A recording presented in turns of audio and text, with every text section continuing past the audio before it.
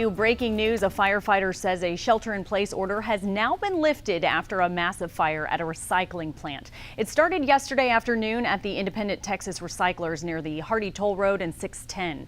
Our Janelle Ford is live this morning with new information. Janelle.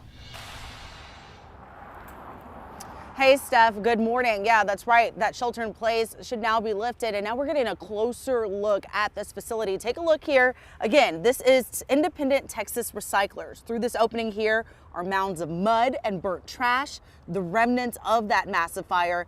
And out here this morning, there's still a pretty strong smell, which is one of the things emergency officials were worried about. What kind of toxins may have been released into the air? Smoke from that fire spilled into the sky throughout the night.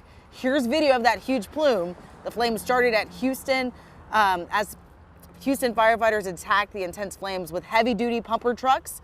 The thick black smoke could be seen from miles away, and the smell drifted into neighborhoods several miles away as well.